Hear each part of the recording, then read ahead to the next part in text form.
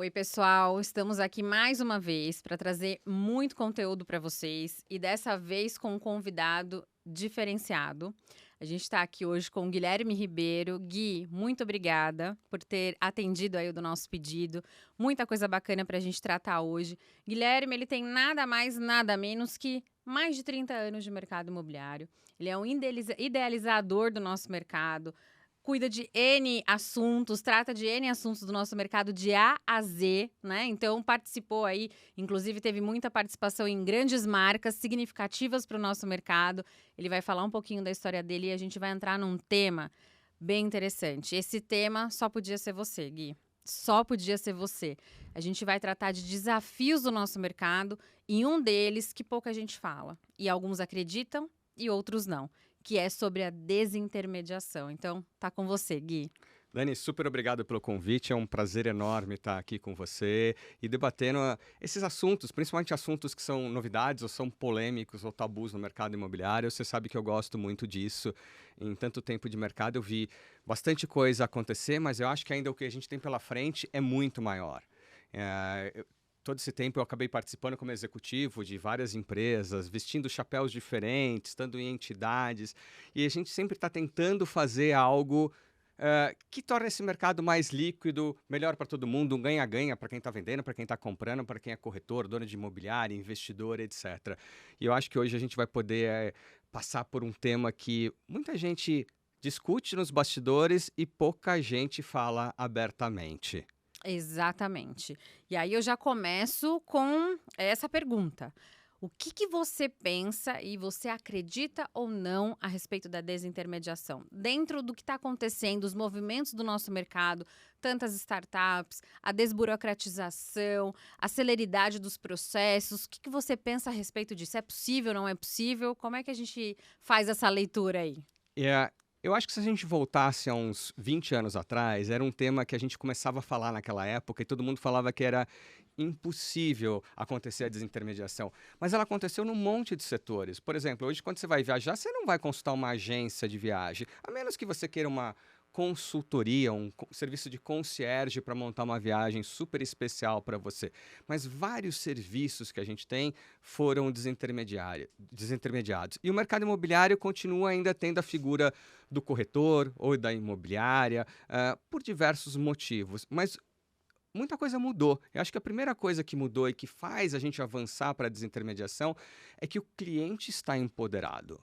Então, se a gente volta para cenários até o comecinho da década de 2000, se alguém quisesse comprar ou alugar um imóvel, ele tinha que obrigatoriamente pegar um jornal ou entrar num portal que estava nascendo naquela época, ligar para a imobiliária e pedir: por favor, você me ajuda, você me mostra esse imóvel que você está anunciando, porque eu tenho interesse em comprar. É E hoje com a verdade. internet isso mudou, né? Então acho que é um primeiro caminho para a gente ir para a desintermediação. É verdade. Quando você me fala, você falou uma palavrinha-chave aqui que eu até anotei, sobre a consultoria. Então, a gente ainda entende que o mercado imobiliário tem essa necessidade. Então, a gente tem ainda perfis de pessoas que buscam essa humanização, que busca essa consultoria. O que você falaria para os corretores de imóveis nesse sentido? Aqueles que abominam a desintermediação. Será que existe como melhorar essa experiência da consultoria? Existe, acho que é super importante e a consultoria ela raramente existe. Eu vou dizer que vou chutar um número, mas sem medo de tomar porrada, que 99% dos corretores atendem mal, muito mal. Infelizmente. E a gente sabe, a gente vê aquele 1% ganhar muito dinheiro, tem mais um grupinho que vive disso, mas a grande maioria passa muitos meses sem vender.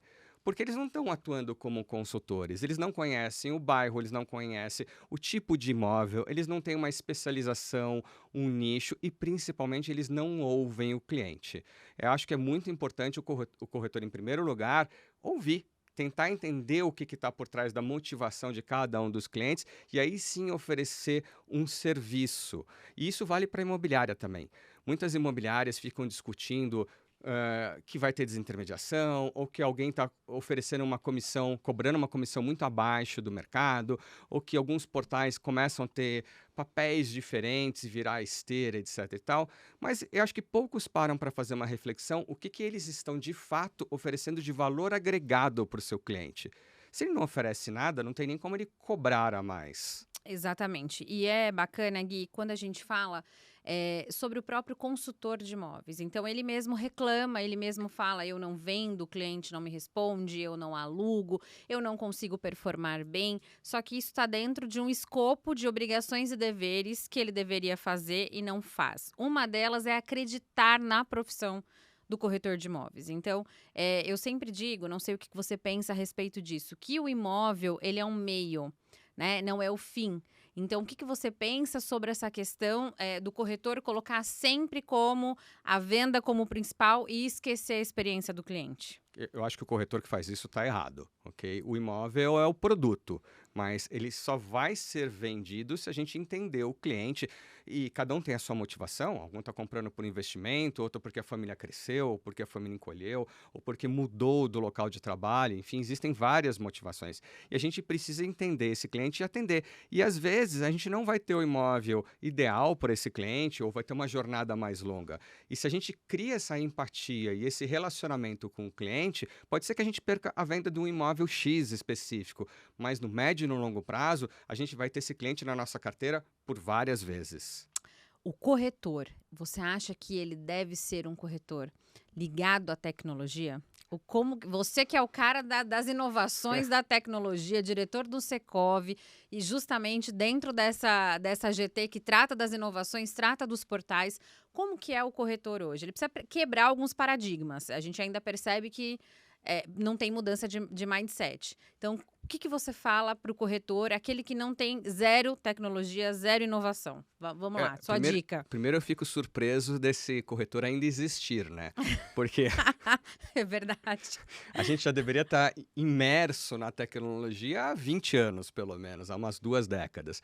E hoje isso é essencial. A tecnologia traz informação, traz dados, ela simplifica a comunicação com o cliente, ela permite que a gente apresente de formas melhores para os clientes, ela amplia o nosso horizonte, nossa área geográfica de atuação através da tecnologia. Eu posso atender clientes que estão em outros estados ou até em outros países. Então, ela é primordial. Quem não usa a tecnologia está perdendo muito dinheiro. Só que a gente tem que usar ela da forma correta e humanizada e calibrada para cada cliente, porque o cliente também pode ter graus diferentes de imersão digital. Existem clientes que são hiper digitais, não querem falar nem ao telefone, ok? Tem outros clientes que ainda gostam de ir presencialmente numa imobiliária, de tomar um café com o corretor. Então a gente precisa entender cada um deles e fazer essa calibragem na tecnologia. E outra palavrinha-chave que você disse, eu vou anotando aqui, né? Porque essas dicas são de ouro, a gente não pode perder. Outra palavrinha-chave é a comunicação. Então, a gente ainda, lamentavelmente, se depara com profissionais que não sabem se comunicar. Então, quando você fala assim, a calibragem dessa comunicação, o que você dá de dica para esse corretor? Como ele deve se comunicar com cada cliente? Então, porque a gente sabe que existe uma série de estudos que fala a respeito dessa abordagem corporal, verbal. Então, como que a gente introduz isso aos nossos consultores? A minha dica é comece pelo básico, né? Eu vejo muita imobiliária e muito corretor ficar reclamando, não vem lead, o lead é ruim, etc e tal. Mas quando eu vou olhar os dados dentro de imobiliárias, ou que eu atuei como executivo, ou empresas que eu prestei consultoria, o que eu vejo é que, em primeiro lugar, o corretor não atende o cliente. O cliente entra num portal, no Google ou numa rede social e manda uma mensagem por qualquer canal que seja. E a grande maioria desses clientes não são atendidos ou são atendidos depois de 1, 2, 3, 4 dias. Muitas vezes eu pego casos que passam uma semana e ninguém ainda falou com o cliente. Ele está lá largado, abandonado e o corretor está reclamando. Então, em primeiro lugar, é atender prontamente. E aí, quando a gente compara um mercado americano, eu gosto muito de fazer isso com o mercado brasileiro, nos Estados Unidos é inaceitável demorar mais do que 15 minutos para atender e dar uma resposta para um cliente. Mais do que isso, em muitas imobiliárias esse tempo é de 5 minutos. E a gente sabe que quanto menor ele é, mais conversão eu tenho. E aqui o cliente fica lá 2 ou 3 dias perdido. E pior, se você não respondeu, ele está mandando mensagem para todo mundo. Ele está na internet navegando, mandando mensagem para todo corretor e toda imobiliária. Depois você fala, o meu cliente. Ele não é seu cliente. Você não falou com ele, ele não sabe quem você é, o que você existe, nem o seu nome. Então tem que, em primeiro lugar, responder rapidamente. E aí eu vou fazer uma provocação, né? A gente entra muito naquele debate do consultor falando o seguinte: eu vendo valor do imóvel, não vendo o valor da negociação. E aí eu coloco uma provocação para você: produto versus valor. Olha essa provocação. O que você me diz? Os dois podem trabalhar junto? Porque o consultor ele não consegue fazer isso. Ele muitas vezes só vende o produto, outras vezes ele só vende o valor do produto, mas ele não faz a união dos dois. Como que a gente pode puxar a orelha desse pessoal aí? Eu diria que é um dever, uma obrigação de trabalhar junto. Em primeiro lugar, eu acho que todo corretor tem que ter a consciência de que o produto é um fato que existe e o cliente vai comprar o produto. Ele está olhando o imóvel. Mas esse produto está na prateleira de um monte de imobiliária, de um monte de corretor, ok? Então, a gente não vai conseguir empurrar um imóvel que ele não queira. É muito ruim isso, só vai criar um mal-estar. Mas a gente tem que trazer o valor. Mostrar o valor do serviço, o valor daquela região, o valor daquele empreendimento.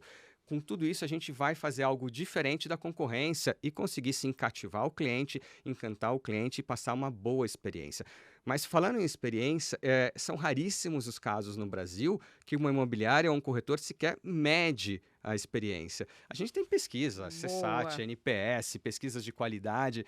Quantos corretores ou quantas imobiliárias têm um departamento de qualidade que depois de um atendimento pergunta para o cliente: você está satisfeito? Boa.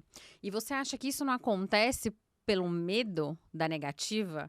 Porque eu ainda acredito que as pessoas, ao invés de evoluírem, né, com as críticas, elas se retraem, elas começam a achar que fica tudo frustrante, estar no mercado é frustrante, o cliente só reclama, nada fica bom, coisa que deveria ser diferente, né? Então, às vezes a falta dessas pesquisas é por quê? Porque ele tem medo? O que acontece? É não querer melhorar? É só falar dos unicórnios e eu sou o que sobrei? Como que tá essa questão aí? Aí eu acho que você pegou um gancho, um diferencial que essas novas imobiliárias digitais e plataformas fazem em relação ao tradicional. Eu não sei com certeza qual a origem, mas muitas das imobiliárias são familiares. É um corretor que teve sucesso e ele acabou montando a sua imobiliária. Então, às vezes, ele é um tremendo negociador, mas ele não é necessariamente um bom gestor, ele não é um executivo para dirigir uma empresa. E quando a gente vê essas empresas que nasceram digitais, elas sim já investem em pesquisa. Por quê? Porque a pesquisa vai trazer dados e os dados produzem informações que vão aumentar a conversão, vão aumentar a lucratividade da empresa. Então, talvez a imobiliária tradicional não faça pesquisa porque ela não sabe que isso existe ou que é necessário, ela não dê a importância para isso. Não é difícil fazer, é super simples. Tem até um monte de ferramenta gratuita ou baratinha que faz isso de forma automática. Eu não acho que seja medo, eu acho que seja falta de processo.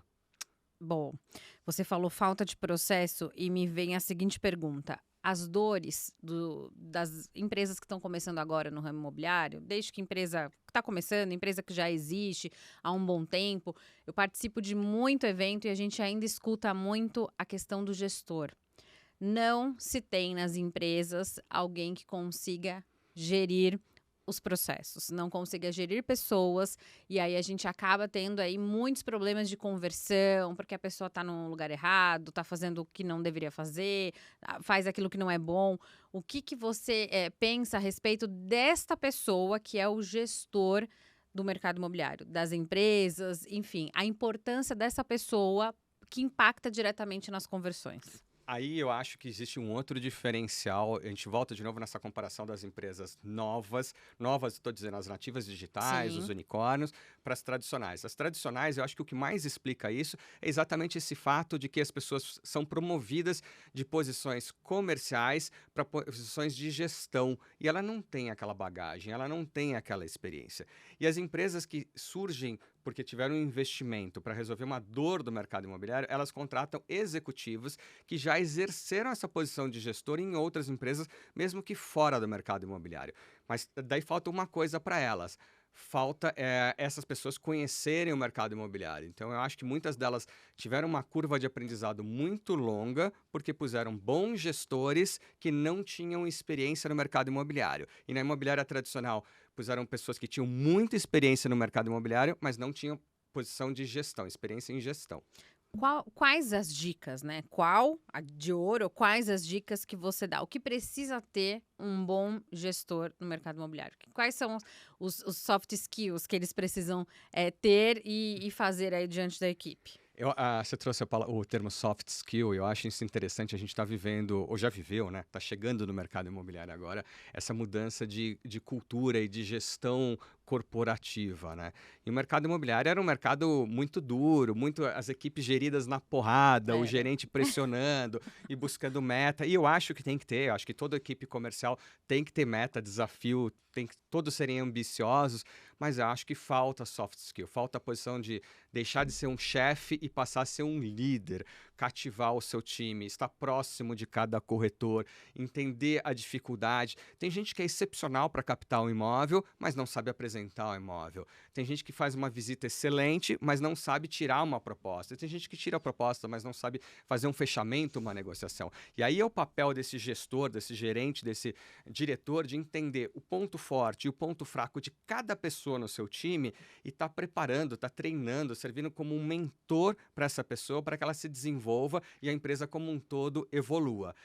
E isso acho que é a grande vantagem. A gente começou falando de desintermediação e eu acho que a gente está caminhando para isso, talvez não em desintermediação, tem outras palavrinhas mais legais, mas o que... Conta as outras palavrinhas mais legais. Vou chegar lá, Dani. Mas eu acho que a primeira coisa que vai dar poder para a imobiliária e para o corretor é esse atendimento pessoal, esse atendimento humanizado, esse conhecimento. Porque quando a gente está indo para um mercado totalmente digital e automatizado, aquilo é tudo igual para todo mundo. Então, quando algo sai do trilho, fica difícil de corrigir. Então, eu acho que se tiver um gestor que seja um líder de verdade, que esteja ali do lado, jogando o mesmo jogo de cada um do time, isso faz toda a diferença. Não, e você me falou uma coisa que me fez lembrar o mercado tradicional versus o mercado atual. Então, quando eu comecei no mercado imobiliário, isso mais ou menos uns 20 anos, a gente tinha a figura, ela existe até hoje, Dona Gilda, a senhora me vê, um beijo. E eu trabalhei ali no bairro de Gianópolis. Eu comecei em Gianópolis. E ela era a seguinte gestora, que ela dizia assim para todos os corretores que entravam na empresa: você conhece o bairro? Você conhece a rua? Você sabe a quantos minutos está a padaria X? Você sabe a quantos minutos está o Hospital Samaritano? Você sabe onde estão as suas placas? Você decorou todos os endereços que ficaram as suas placas? A gente trabalhava muita época de placa. Então, você sabe o diferencial do bairro? Sabe quantos anos tem o bairro? Sabe a história do bairro? Então, a gente olhava para ela e falava assim, que louca, né? Doida, que tinha que ficar pegando a gente. Ela pegava, colocava os corretores no carro e ia mostrando, ia fazendo um tour. Sabe aqueles tours do bairro, da região, da idade dos condomínios todos que os corretores atuavam, a gente falava assim, que louca, né? Só os fortes sobreviviam porque um monte de gente ia embora, achava que ela era esclerosada. E hoje, eu entendo perfeitamente todo esse trabalho dela. Ela tá de parabéns. Ela tá de parabéns. Aí hoje, eu jamais vou esquecer dela, porque eu falei assim, gente, Dona Gilda me ensinou isso. Ela ensinou que hoje a gente chama o quê? Nicho. Né? Ela ensinou você a atuar em nicho, ela ensinou que você deve conhecer onde você atua, você deve conhecer os diferenciais, tudo aquilo que você falou. Então, hoje as pessoas entram para o mercado imobiliário, pegando a era digital, achando que nada disso é importante. E aí que vem todas as problemáticas, porque o cliente ele faz o quê? Ele dá uma aula pra gente. Uma aula do projeto, uma aula do bairro, uma aula de tudo. Ou ignora, né? Ou Vai ignora. pro próximo corretor. Exatamente. Então, até você me fez lembrar essa história, eu achei bacana dividir. E você falou da questão que hoje pega muito. E você, por ser uma pessoa especialista nesse tema, o que você pensa a respeito da entrega de leads pelos portais imobiliários? Devemos só contar com os portais? O que a gente tem que fazer através de outros meios? O que você me diz a respeito dessa problemática de lead nos portais imobiliários? Eu acho que as imobiliárias cavaram a sua própria cova. Isso sirva para todos nós, tá? Inclusive para mim. Vamos lá. Então, durante muito tempo, as imobiliárias ficaram acomodadas em depender dos portais, que às vezes geram 70%, 80%, e em casos quase 100% dos leads, ou seja, elas são reféns do portal, de um, de outro, etc. Um dia que o portal mudar uma política, seja porque subiu muito o preço ou porque mudou a regra de negócio, quem depende de mais de metade dos seus negócios de uma única fonte de clientes, de leads, vai morrer. Vai acordar e falar, já era. Okay? Existem várias formas de marketing. Você mesmo acabou de falar de placa. Eu ainda gosto muito de placa. A gente vê vários casos onde placas representam 1/3 dos negócios que acontecem. É bastante significativo. O marketing digital, seja anunciando em mecanismos de busca, Google, e não é só Google, gente, tem concorrente também do É Google, verdade. ok? Redes sociais, isso é super importante e tem que ter o relacionamento. Então, eu acho que, em primeiro lugar, é ter a consciência que portal é um canal e que nenhum canal pode representar mais de 50% dos leads. A gente vê que nesses últimos anos, principalmente para quem atua em grandes cidades, e acho que São Paulo é o caso mais crítico, o custo de um lead, o custo de um cliente, e para quem não sabe o que é lead é aquele interessado, ele não é teu cliente. Ele é um Exato. interessado, ele é uma pista, ó, alguém falou, eu quero saber mais sobre um imóvel. Você nem falou com ele ainda. Suspect, eu aprendi, né, que tem isso É, também. É. exatamente. O cara tá lá falando, eu tô interessado. Então, é bom ter isso em quantidade, mas mais do que a quantidade, é bom a qualidade. E a gente vê que ele ficou mais caro, ele caiu em quantidade, então a concorrência ela fica mais acirrada hoje. Então, uma imobiliária, um corretor recebe menos leads do que no passado e a qualidade também caiu. Porque alguns clientes que você recebe, você tenta retornar e só vê o e-mail dele, é um e-mail que ele nunca utiliza ou tem um telefone que não funciona. Então, acho que a primeira coisa é começar se diferenciando, voltando lá atrás. Começa na captação. Capte bons imóveis, imóveis que sejam similares entre si. Você tem que ter densidade e diversidade dentro da tua área de atuação e faça bons anúncios. Eu vejo que muito corretor e muito captador é preguiçoso. Ele preenche lá no sistema só as informações básicas e isso não vai dar retorno, porque o imóvel dele vai ser mal ranqueado. Aquele imóvel que ele está publicando está sendo publicado por outras 50 imobiliárias. Qual que vai sair na frente? O que tem mais fotos, melhores fotos, uma descrição completa, um título completo e todas as características técnicas. Então, se você quer receber bons leads, faça um anúncio completo e atenda rapidamente. E você falou sobre o texto, sobre as características do produto. Às vezes o corretor ele acha que colocar só 3 dormitórios, uma suíte, uma vaga e etc., ele está falando sobre as características do produto. Isso a gente viu lá em 1900 e bolinha atrás. E hoje a gente gosta muito e vê muito grandes referências de nomes de empresas trabalhando a escrita criativa nesses anúncios. E que eu acho super bacana. Porque a descrição, o portal já pede por obrigação. Então, o cliente já vai saber se Uhum. tem suíte, se tem vaga, etc e tal. Mas ele não sabe, não entende de um todo, né? O que realmente o imóvel tem para que atraia ele. Então, é o imóvel falando, é o imóvel se vendendo. Então, a gente gosta muito sobre essa questão da escrita criativa. Não sei o que você pensa a respeito desse trabalho. Vem grandes empresas fazendo isso. Refúgios urbanos é uma referência nessa questão. Então, o que você acha? Que esses textos, eles ainda precisam melhorar? Com certeza absoluta. Primeiro, me assusta que muitos textos são extremamente curtos. O mínimo necessário, aliás, é muito menos do que o mínimo necessário, é o mínimo para o sistema engolir aquele É, texto. Não adianta nada eu escrever no texto a mesma coisa que já está lá nas características, 3 dormitórios, 2 suítes, eu escrevo isso por extenso. Isso não agregou absolutamente nada. nada. Então ela tem que ser criativa. E aí eu acho que vai haver muito em breve uma grande mudança, porque eu posso criar uma rotina, eu já fiz isso, de automatizar com inteligência artificial. Então, o corretor escreve pouco, escreve mal e é repetitivo e comete um monte de erros de português. Enquanto a inteligência artificial faz textos longos, criativos, personalizados, com português corretíssimo e consegue calibrar isso para a linguagem do público-alvo daquele imóvel. Isso vai fazer toda a diferença. O cliente está gastando horas na internet, olhando fotografia, clicando em anúncio. Ele não vai entrar em contato com todas as imobiliárias e corretores. Ele vai entrar em contato naquele imóvel que seduziu essa pessoa no primeiro momento. Primeiro na fotografia e depois no texto. Daí ela vai entrar em contato. Você fez recentemente, até pelo Secov, uma live a respeito do ChatGPT. Então, eu queria que você falasse um pouquinho o que você pensa a respeito, porque tem muita gente que não conhece, sabia? No nosso mercado. Você vai falar, as pessoas. Que isso? Não sei. É de comer? Então, e por incrível que pareça, falta as pessoas se inteirarem do assunto, falta os corretores saberem o movimento ao seu redor. Então, o que você fala? Você acredita no sucesso do ChatGPT? Acho que o sucesso é já comprovado, né? Nunca nenhuma plataforma, nenhum sistema tecnológico no mundo nem redes sociais, cresceram tão rápido quanto o ChatGPT. Ele expandiu, mas ele é uma das milhares de ferramentas de inteligência artificial que surgiram nesses últimos 12 meses. A gente está vivendo uma revolução gigantesca. Você tinha perguntado se existe que esse corretor que não está imerso na tecnologia deveria fazer. Investir 1 hora do seu dia, todos os dias da vida, para estudar tecnologia e novidades. Então, eu consigo usar uma ferramenta como essa para passar os dados do imóvel ou passar um texto. O ideal, acho que uma grande dica para quem está usando o ChatGPT, escreve o texto, escreve você o texto. Cola lá e manda, melhore este texto. Daí você revisa o texto e coloca no seu anúncio. É brutal a diferença, brutal. Nossa, gente, fica a dica.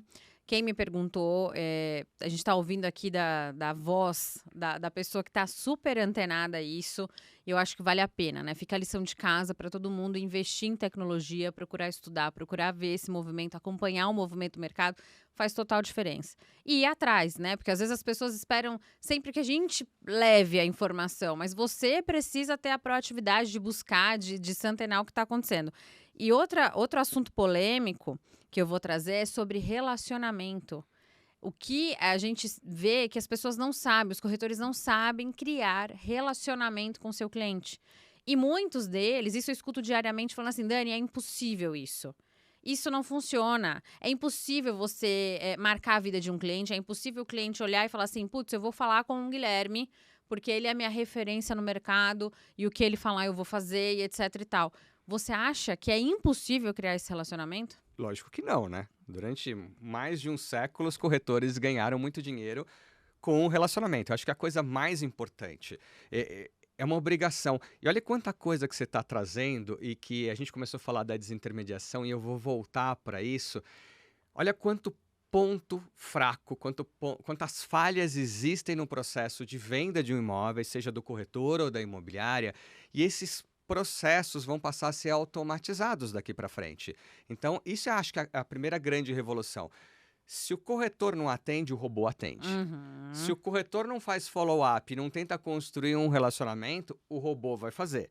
Se o corretor ele não consegue escrever um texto do seu imóvel, fazer uma descrição, uma escrita criativa, o robô vai fazer isso. Então, eu acho que a gente, muito em breve, e talvez em questão de meses, a gente vai ver grandes empresas do mercado imobiliário, ou empresas de fora, que vão entrar no mercado imobiliário. A ameaça muitas vezes não está no nosso quintal, ela vem de fora, ok? Elas vão entrar oferecendo uma ferramenta que vai cumprir vários dos papéis que os corretores não fazem e vão, inclusive, fazer o relacionamento com o cliente.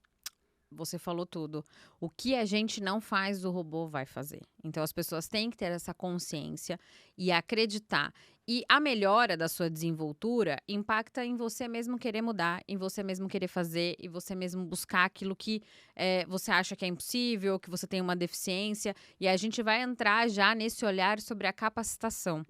Né? Ainda é muito importante o corretor pensar que a cada dia, todos os dias, ele tem que investir em si mesmo. O que você acha, o que você dá de dica para o consultor imobiliário na questão do autocuidado, do autoinvestimento? A gente fala isso porque, Gui, você investe em você mesmo sempre, diariamente. Eu invisto em mim diariamente. Isso conta desde a nossa forma de se portar, falar, conversar, se vestir e uma série de coisas. E muitos corretores do mercado não acreditam. Acham que não precisam investir, que eles têm que... como é que eu escutei esses dias? Eu primeiro preciso receber para depois investir em mim mesmo. Então, o que você pensa dessa frase? Eu acho que ele não vai receber, ok? É ao contrário, ele tem que primeiro investir nele para depois receber. Você trouxe um caso muito interessante da história que você falou lá do passado, que a pessoa saía e mostrava o bairro, os imóveis. E é interessante, quando a gente começou a trabalhar, a gente tinha que ter a sorte de entrar numa empresa que alguém fizesse isso.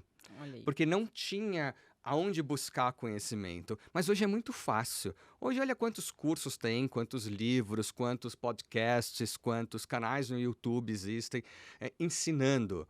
O corretor precisa estudar todos os dias. É disciplina, é obrigação.